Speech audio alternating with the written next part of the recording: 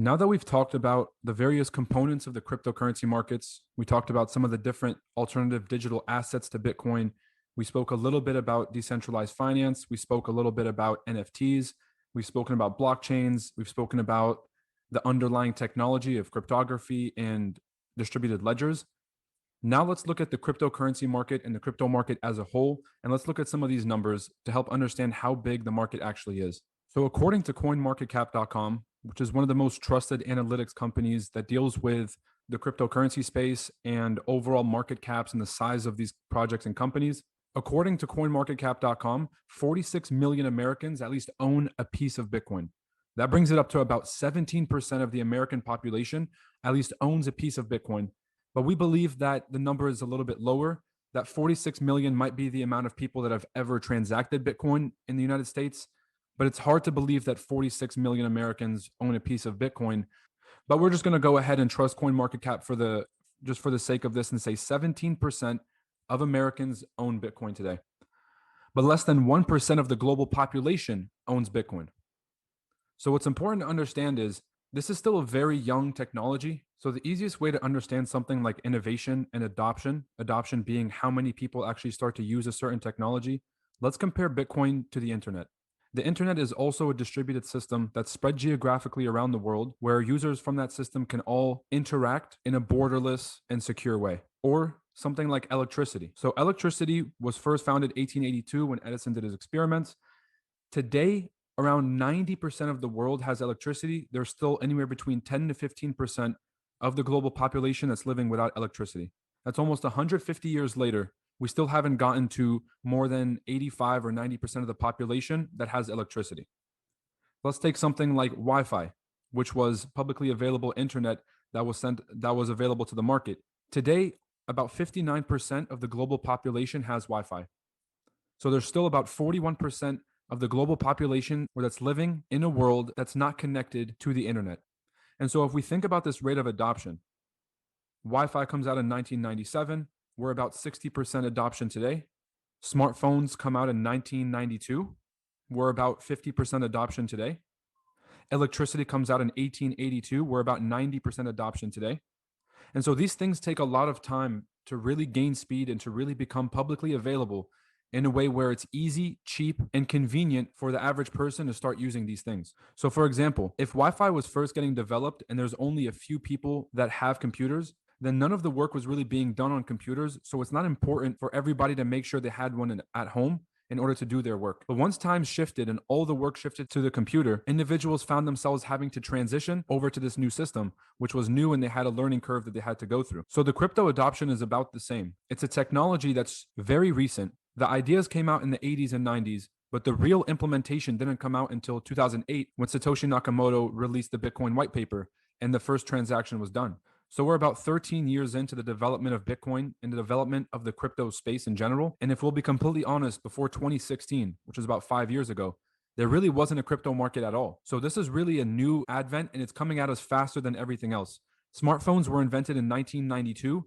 It took us about 30 years to get to mainstream adoption. The rate of adoption gets faster and faster with these new technologies. So we believe the crypto market could continue to evolve and could actually get adoption faster than some of these other technologies took. We've talked briefly about the market cap of the cryptocurrency market. That means the total amount of money invested in the cryptocurrency market is valued at 1.7 trillion. This graphic down here just kind of shows dominance of Bitcoin over the rest of the market. You guys can see this orange is representing Bitcoin with a market cap of around 700 billion right now. Ethereum is second runner. Then Tether, which is the stable coin that we discussed previously, the largest stable coin used today. And then BNB, which is the Binance Exchange's native token that they issued on their exchange. And then Cardano, which is one of the earlier cryptocurrencies. And so if we can just look at this graphic, we can see that Bitcoin takes up the majority of the market cap at around 44%. Ethereum comes in close second at around 16%. And then Tether and BNB come in third and fourth.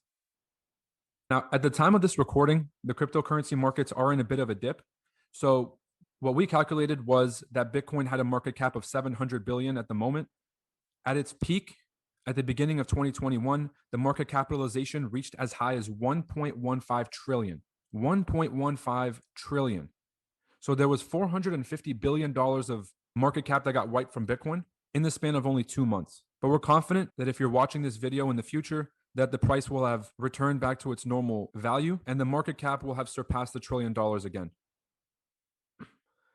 We went through this graphic briefly in another video. Just as a recap, there's about $1.7 trillion in the cryptocurrency markets. There are 382 recognized exchanges for you to use to be able to buy, sell, and transact cryptocurrencies. And there are 10,034 cryptos recognized by coinmarketcap.com as being relevant in the crypto space. Okay, here's another graphic of Bitcoin's dominance just to show you how far ahead it actually is. It's important to know that Bitcoin and Ethereum have been in a bit of a competition over market share since Ethereum came out in 2015. Ethereum essentially took the idea that Bitcoin was operating on, which is this blockchain transaction ledger that can send information using blockchain and can secure the network. And they used it to build the Ethereum network that allowed more people to build on top of it. And developers from all around the world could collaborate and create new projects or create improvements using that Ethereum network. So Bitcoin and Ethereum have been in a bit of a battle to see who's going to have this dominance. Now, up until now, Bitcoin has had the majority of the dominance in the market. So in 2016, which is really when the market started to take off, before 2016, the market share of Bitcoin was less than $1 billion. In 2016, towards the start of 2017, which is the huge bull market that happened in 2017, the market cap went from around 4 billion all the way up to $14 billion at the time that the year was done. So in 2016, Bitcoin made up 95% of the total crypto market. Today, Bitcoin only makes up around 44% of the total market. So if Bitcoin has a $700 billion market cap and the total market is 1.7 trillion, then Bitcoin is around 44% of the total crypto market. So the importance of this is you can see that in only 5 years, the space has grown so much. The market cap went from around $20 billion total for all the investments in the crypto space to now in 2021 having a market cap of 1.7 trillion. So you can see how far this market's come in just 5 years and how much money has actually made it into this market. And so it's very young, it's very early. If this is what the start looks like, it's exciting to see where the future is going to be headed since these market capitalizations are showing us that more and more money keeps coming in over time. So if we can talk briefly about segmentation, now that we understand the difference between tokens, coins, NFTs, decentralized finance tokens, we can start to look at the market share and segment it between the dominant investments in that space. So the dominant market segment in the cryptocurrency space is actual currencies, cryptocurrencies. This means Bitcoin, Ethereum, Dogecoin, Cardano, things that are actual currencies that have their own network and their own chain. Those make up 90% of the total market capitalization.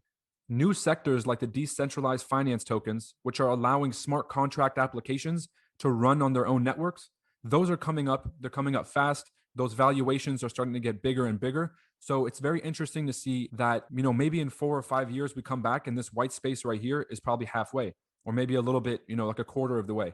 The other area that we touched briefly on is NFTs. NFTs make up the smallest portion of the market cap, around 7%, which is still pretty significant.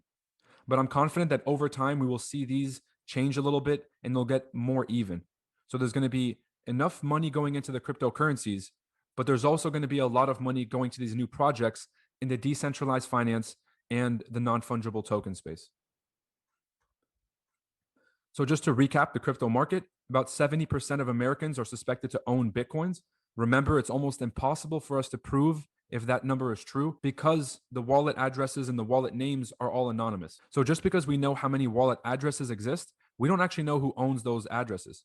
One person could own 1,000 addresses. So it's important to recognize that these numbers are based on exchange volume. These numbers are based on polls that they did with all the different exchanges, how much Bitcoin they own on the street. So whatever method that they used to find the statistical number, it's not 100% accurate. So we always have to keep that in mind. Less than 1% of the world's population currently owns cryptocurrencies. And as money starts to flow into them, as the necessity for a global payment system becomes more and more prevalent, we're going to see this less than 1% number grow.